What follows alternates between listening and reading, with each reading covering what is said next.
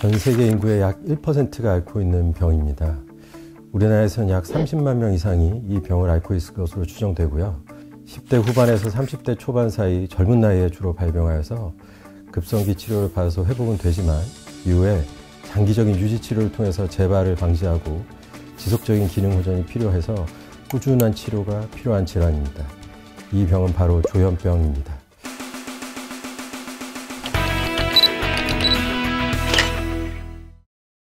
안녕하세요. 서울대학교 병원 정신건강의학과 김세현입니다.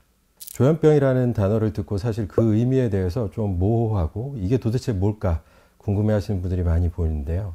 조현병의 조는 조율을 의미할 때 해당하는 한자 조이고요. 현은 현악기의 현입니다. 조현이란 단어는 이처럼 현악기의 줄을 고른다는 의미를 포함하고요. 일본에서는 해당 질환을 한자어로 통합실조증이라고 부르고요.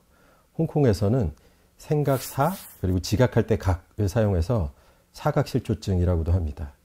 이렇게 한자 문화권 내에서도 그 질병명이 서로 다르게 사용되고 있는데요. 그 의미에 대해서 한번 말씀을 드려볼게요.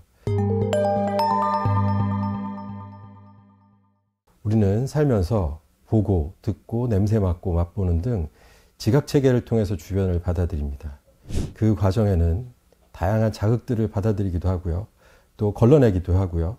이런 조직화하는 복잡한 조절 과정이 포함됩니다. 이렇게 받아들인 자극에 대해서 우리는 즉시 의미를 파악하고 생각하고 또 그에 맞춰서 적절한 반응을 하죠.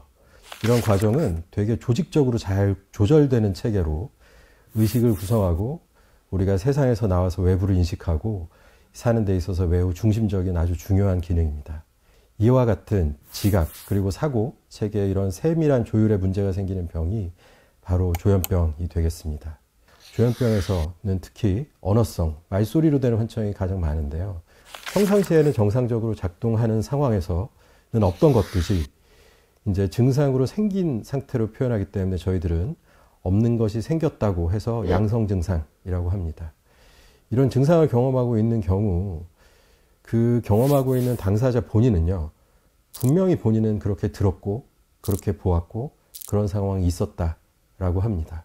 그렇기 때문에 양성 증상이 명확한 경우에 제가 조금 전에 말씀드린 것처럼 이 상황을 병으로 인식하기 어려워요. 이런 것들을 저희들이 병에 대한 인식에 문제가 있다, 병식의 문제가 있다고 하게 됩니다.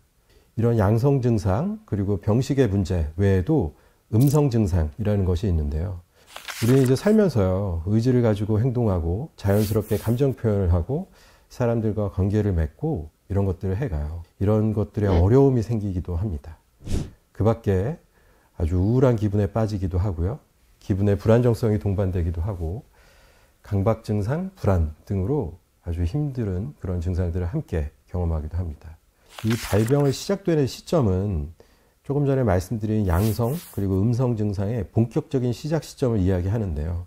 본격적인 증상이 시작되기 전에 전구기라는 이제 기간을 갖게 되는데요. 그 전구기 증상으로는요. 주변 자극에 대해서 뭔가 예민합니다. 그리고 대인관계가 어쩐지 어렵고 모호하게 스스로 자신 존재에 대한 불안 그리고 자신에 대한 고민들이 늘기도 하고요. 우울하고 감정이 불안정하고 어떤 충동적인 상황들이 잘 조절이 안 되는 그런 일들이 있을 수도 있겠습니다. 발병이 시작되고 약물 치료를 통해서 양성 증상이 좋아지지만 음성 증상이 보이기도 하고요. 또 주의 집중 그리고 기억력 이런 인지 증상들이 장기적으로 지속되는 경우들도 있습니다. 이와 같은 시기는 양성 증상은 없이 안정기 또는 잔류기라고 표현할 수 있겠는데요. 계속 치료를 유지하다 보면 점진적으로 계속 기능 정도가 더 호전되는 경우들이 꽤 있습니다. 제가 처음 말씀드린 것처럼 조현병이라는 것은 뇌에서 주변을 지각하고 생각하고 판단하는 이런 기능 조절 체계에 문제가 있는 경우라고 이야기를 하였는데요. 근데 이게 어떤 특정 뇌 부위가 문제가 생겼다라기보다는요. 뇌에 얽혀있는 회로의 연결망의 문제이고요. 그리고 여기에는 다양한 신경세포 그리고 신경 전달 물질들의 문제가 포함이 됩니다. 사실은 이런 문제의 아주 근본적인 기저체계에는 유전적인 문제가 관여한다고 알려져 있어요. 하지만 부모가 조현병이기 때문에 아이들이 조현병이 되는 그런 단순한 그런 관계라기보다는요. 어떤 유전자 다양성의 문제들이 다양하게 관여하기도 하고요. 특정 돌연변이들이 관여하기도 하는 조금은 복합적인 유전적인 영향이 관여되어 있는 걸로 알려져 있습니다.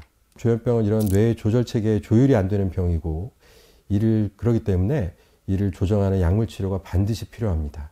항정신병 약물이라고 불리는 약물 치료를 통해서 주변을 인식하고 생각을 조절하는 체계가 원래 본인이 편안했던 작동 방식으로 돌아올 수 있게 하는 게 치료의 목표입니다.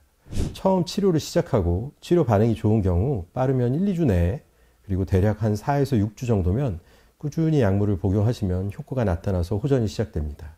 급성기에 약물 치료를 해서 좋아졌다고 해서 약물 치료를 중단하면 절대로 안 됩니다.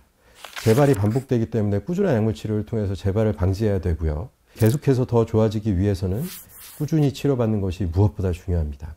최근에는 먹는 약 외에도요, 장기 지속형 주사제라고 해서 한번 주사제를 맞으면 한 달 가거나 3달 가는 그런 이제 주사제들이 있어서 먹는 약에 보완을 할 수 있는 부분들로 사용되고 있습니다.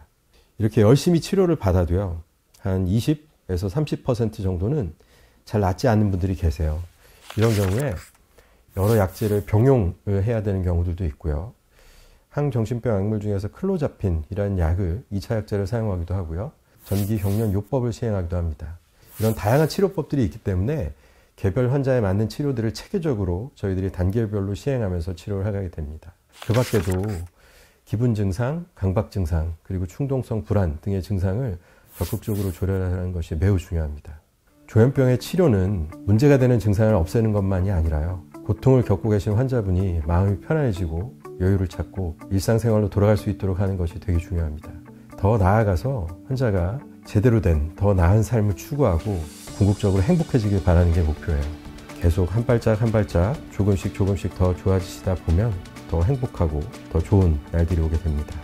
저 스스로도요, 항상 이런 과정들을 옆에서 함께 지켜보면서 이게 결국은 시간과 노력의 결과라는 것을 믿고 그렇게 치료에 함께 임하고 있습니다. 지금까지 서울대학교 병원 정신건강의학과 김세현이었습니다. 감사합니다.